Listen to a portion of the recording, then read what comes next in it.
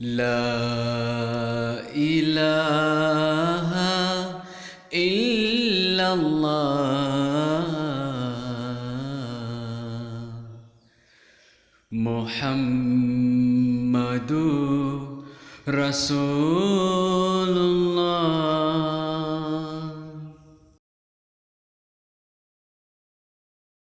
Well, dearest viewers, Assalamu alaikum wa rahmatullahi ta'ala wa barakatuh. Welcome to another episode of Misconception Removed, a program we believe will have a positive impact on your understanding of Islam. I am Muwanika Saeed, your host. Today's discussion is going to be about the misconception about the creation of man and the Jinn, as clearly discussed in chapter 15 of the Holy Quran, and that is Surah Al-Hijr. And we're going to be discussing this subject matter right from verse 27 through to verse 45. That is where our topic of discussion will dwell. I'm with Sheikh Adam Hamid Sembajwe, the National Tabligh Secretary, Ahmadiyya Muslim Association, Uganda. Once again, he is our guest to take us through the nooks and crannies of today's discussion. Sheikh Adam Hamid, you are most welcome once again on Misconceptions Removed. Assalamu alaikum wa rahmatullahi wa barakatuh, viewers. Thank you for having me. It is a pleasure to have you once again, and thank you for honoring our invitation. Well, Sheikh Adam, straight away, the misconception, misunderstandings about the creation of man and the Jinn, they confuse quite a number of people. But now that you are here, we want to use that opportunity to seek clarity on the true interpretation of these verses found in the Holy Quran. And straight away, I would begin from verse 27 of chapter 15 of the Holy Quran up to verse 28. And allow me read verbatim. A'udhu billahi minash shaitanir rajim, bismillahir rahmanir rahim. Verse 27 says, "And surely we created a man from dry wringing clay, from black mud wrought into shape." Verse 28 says, "And the Jinn we had created before from the fire of hot wind." Those are the two verses. Now the first question is, the Holy Quran says that man was created from clay. And in other verses, if you're a student of the Holy Quran, you find it that it is very clear that again man was created from the drop of the sperm. How true is it? Because if one hears, it seems like there are two different types of creation. It looks like a contradiction. No, they are not contradictions. In fact, the Holy Quran is talking about the stages of creation of man. Stages of the creation of man. That at one time, the creation of man involved clay, or wringing clay for that matter, and mud. And at another stage, man passed through sperm. Okay. So these are the various stages of creation. There might be more than that when you read other verses of the Holy Quran, especially in the womb of the mother. Man passes through different stages. So it is not a contradiction. In fact, it is a misconception to think that either man was created from clay alone, or that man was created from sperm alone. But the truth of the matter is that the Holy Quran is talking about the various stages of the creation of man. In fact, at another place in the Holy Quran, Allah the Almighty talks about when man was just a clot of blood. That was another stage of the creation of man, and so on and so forth. So there are stages of creation, not that he was only created in clay or from sperm, but those are stages. Okay, still there is another point that I would like you to clear. According to the Quran, the sperms are from the back of the man, but according to science, it is made in the testicles. Yes, scientifically and medically speaking. In fact, the Holy Quran is, you can say, a medical book. Medical book. Yes, it is talking about where that production of the sperms start. from the backbone coming down, where the nerves also, the nerve center, which is the backbone also is, from there it comes down and then it is stored into the testicles. So the testicles are only storing the sperms, but the production itself is not being done there. You say the Quran is a medical book. In other words, it is a scientific book. It's a scientific book, really. Because all the issues, by the way, not only on this issue, there is nothing that the Holy Quran has pointed out which has been scientifically, technologically ruled out to have been wrong. None. Wow. Whereas the Holy Quran was revealed more than 1,400 years ago. But whatever issue it has pointed out, on this issue, if you look at the beginning of the journey of the sperms, it comes all the way from the backbone coming down. But if there is enough time, I could elaborate on that. But that's what it should be understood. So the scientific part of saying that the sperm is coming from the testicles is right. All right. But what the Holy Quran is not talking about the beginning. Where does it start? How does it start to come down all the way to the testicles, where it is stored until it comes out to be part of the reproductive system. All right. You see, you must be familiar about the story creation of Adam and Eve. We are told that Eve, the wife to Adam, was created from the rib of Adam. How true is that? You should understand it. It doesn't mean what I want to first correct, the misconception I want to correct. It doesn't mean that the rib of Adam was plucked out and then Eve was created from that. And I think that is a misunderstanding of the Bible. But the Holy Quran came to correct that the creation of all human beings is the same, men or women. We are all created in the same way. So what does it mean to say that Eve was created from the rib of Adam? The true understanding of it is that it is only implying that man is created to have a woman as his integral partner.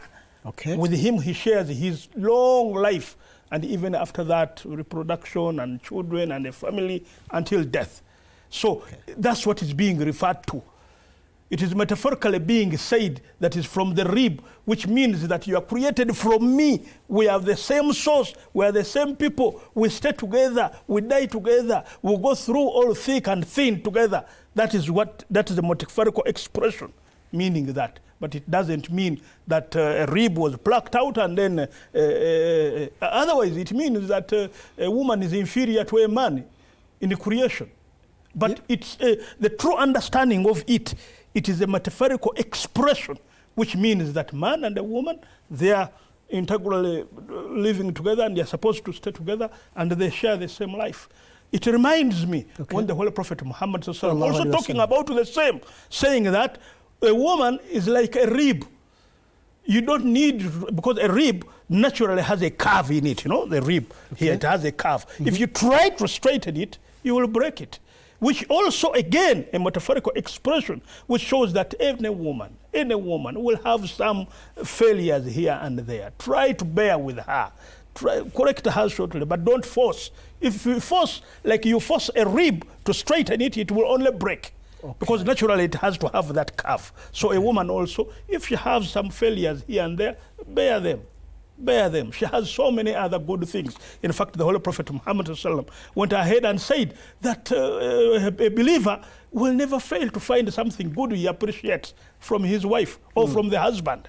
So when you see somebody who has failures here and there, bear them, but appreciate the good which is in her. So all of these are metaphorical expressions. Metaphorical expressions, only misunderstood when they are taken in a literal form. So there are misconceptions which we should correct. Let us return to the verse that we began with. There was a part that says, and the Jinn we had created before from the fire of hot wind. When I look at fire, it's something that I don't think something physical can be created. But we are being told that the Jinn was created from fire. How is that? Can you give us a flood of light? When we go back to read that verse, there are some things. That's why I'm trying to encourage people to always read the translation version of the Holy Quran so that you can understand it yourself. Otherwise, you will miss up a few things which may mislead you. The true translation of this verse is, and surely, I'm reading Surah Al-Hijr, Yes. that is chapter 15 of the Holy Quran, and it says, and surely we created man from drying ringing clay, from black mud wrought into shape. And the jinn we have created before from the fire of hot wind. We mark the words, we had created before. This verse is only indicating two things. These two verses, they are indicating the temperament of man, the two various temperaments of man. One, when it says, and the jinn we had created before from the fire and wind. Fire here, as it was explained by Hazrat Khalifatul Masih the second successor of the Grand Reformer, Hazrat Masih Maud alayhi salatu wasalam, the founder of the Ahmadiyya Muslim community, explaining this verse, he had said that, what is jinn? Jinn, according to the Holy Prophet Muhammad sallallahu alayhi wasallam, should also means men. If we read from chapter 72 of the Holy Quran, I'll go there very quick, because for us to understand these verses, it is very important to read the verses from the Holy Quran itself if we want to understand. Chapter 72 of the Holy Quran, Surah Al-Jinn, verse 7 says, وأنه كان رجال من الإنس يؤذون برجال من الجن فزادوهم رهقا. And indeed, some men from among the common folk, or some men from among the jinn, رجال من الجن من الإنس, which is translated to mean that it's talking about the people who are more of respect, the leaders, those who stay in seclusion, those who doesn't come out into public. And it says, and indeed some men from among the common folk used to seek protection of some men from among the jinn. Some men among the jinn. So jinn are also men, and indeed the Holy Prophet Muhammad sallallahu alaihi wasallam is reported to have met such people who came from other tribes and other people, and they're called jinn. They called them jinn, which is also a metaphorical expression. It doesn't mean that they were spirits. No, they were human beings. Now, when we talk about the creation of man from mud and the creation of jinn from fire, it means mud being created from mud. Mud or soil, it has the propensity that you can turn it into a shape that you wish. Okay. Yes, you can take up some soil, put water into it, or mud, and you can turn it into something long, something big, something what. You carve it into any shape. All right. Which shows that man in his creation, he has the capacity to change. He's dynamic. He's dynamic. Man can be happy, man can be angry, man can be loving, man can be anything. You can change your behavior. Okay. And when it talks about jinn having been created from fire, it means a fiery propensity in man who is like fire, which burns everything and destroys everything. Man can be in anger. Man can be not forgiving. Man can be harsh. It is that, like you see fire, it destroys each and everything. And when the verse talks about that before the jinn were created in fire, what does it mean? It means that before man became civilized, he was in that state of mind, of behavior, where he could not listen to any order, could not want to do things the right way. It was everything for one who has the most power. Man was in anger until he became civilized and he knew, I don't do this, I have to put this here, I have to put that there. So by talking about jinn being created from fire, it is talking about the nature of man, of that he can be angry. Okay. We know that anger destroys everything. Definitely does. He can be feeling in a very destroy things and not being kind to anybody. You're using force for everything. So like fire destroys, so is the nature of man in the beginning, until when man became civilized and he could do the right thing in the right way, in an orderly way. Sheikh Adam Mohammed, let me ask, your interpretation of the term jinni, you have repudiated it that it does not mean spirits.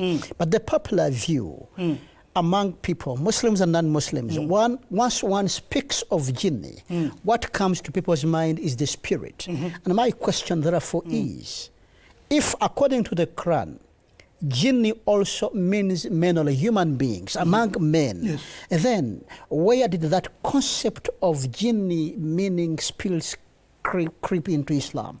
Unfortunately, before the advent of Islam, many people were pagans. And people had wild beliefs, thinking of spirits, that there are spirits out there, and there are things which we don't see, which have power, which one can use to harm others or to benefit himself. Those are not supported by the Holy Quran. Nor do we see what is being done by many Muslim clerics, or saying that they are capturing the jinn or sending the jinn to other people. We don't see the Holy Prophet Muhammad practicing that. So it was a misconception.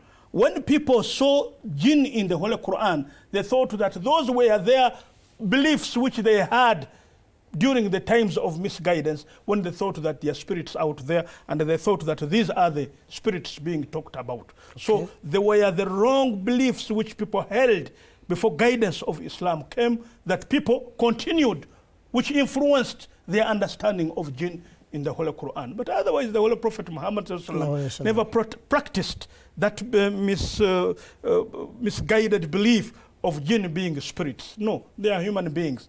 According to the Holy Quran, according to the Arabic dictionaries, a jinn is something which lives in seclusion, one which does not come out into to live with other people, and who hides here and there, or something that is concealed, that can be called jinn in Arabic. So the jinn are fellow human beings. So the verse you asked about, it is only explaining about the nature of man.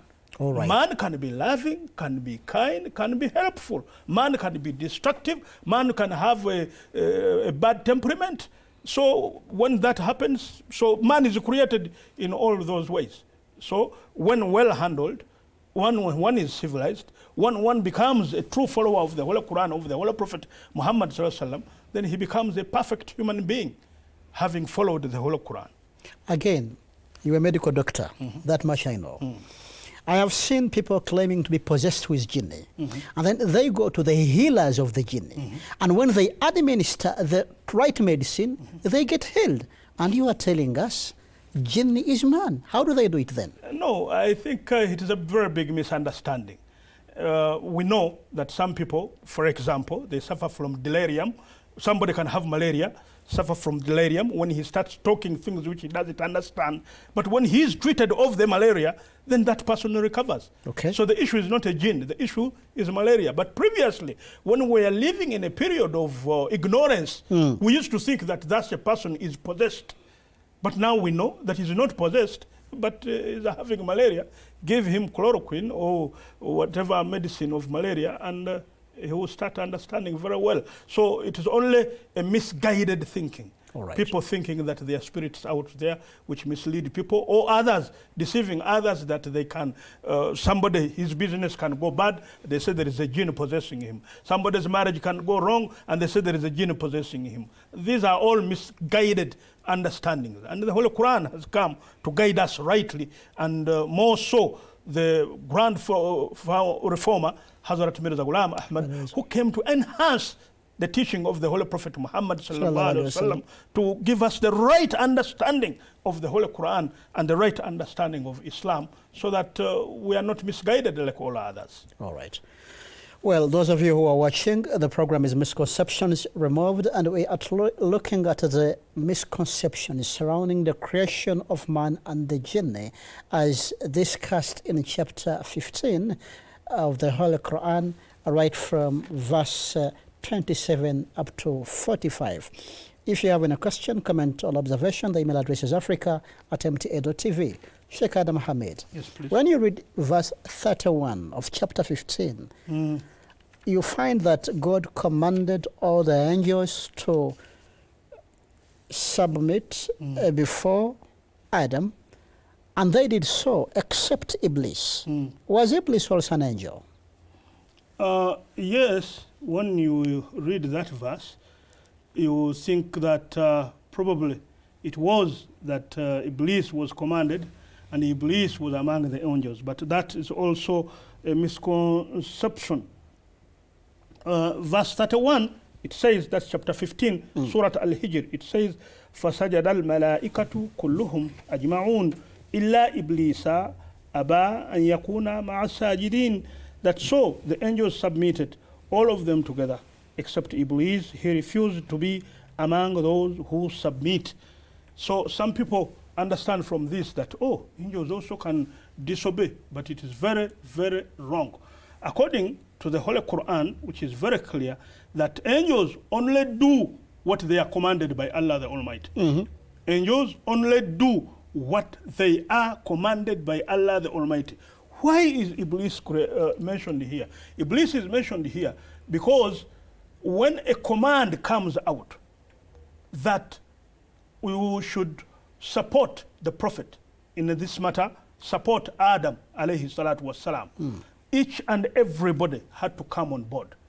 Okay. But Iblis, being one of the people, among the people, the followers of Adam, he became arrogant and he refused to be under the command of Adam alayhi salatu wassalam.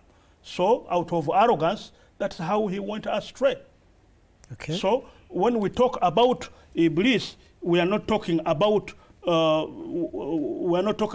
Iblis who is an angel. Yes. In fact, in another verse of the Holy Quran, I think it is in chapter 18 of the Holy Quran. Again, let us use the Holy Quran for us to understand exactly what the Holy Quran is telling us. Chapter verse 51.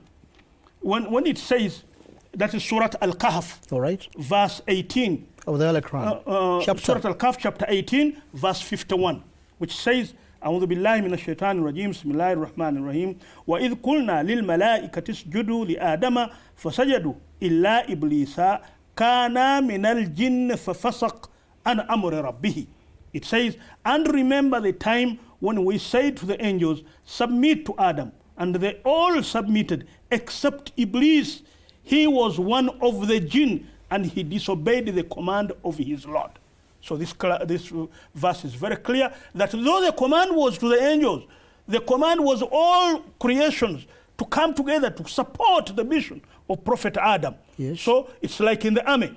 When the generals go before the president and he orders them to fulfill a certain task, the lower rank officers cannot say no, it was only the generals who were commanded. A command to the generals is a command to the whole force. Definitely. So a command to the angels was a command to all believers. In fact, those who were disobedient were obedient to Allah the Almighty. They can't say that only the angels were commanded. So Iblis was among the followers of Adam, a human being among the followers of Adam. So Iblis, like we have just come to learn, that Jinn means human beings. Those human beings who don't live among the people, those human beings who are disobedient, those human beings who are given to high temperament, they are the Jinn. So he was one of them, having believed in Adam, but then he became arrogant, maybe wanting not to follow the orders of Adam, because the orders to Adam were the orders to all his followers. So in answer to your question, he was not an angel. Because according to the Holy Quran, another verse, as I have said, angels in their creation, in their nature, they cannot disobey. That is all what we had today. A word to a wise is enough. That is a dictum for an Englishman. For questions, thoughts, or observations, the email address remains africa@mta.tv. Until then, see you next time. Assalamu alaikum wa rahmatullahi wa barakatuh. La ilaha illallah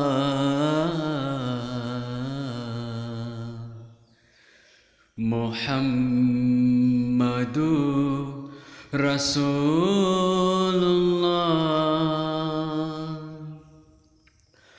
La ilaha illallah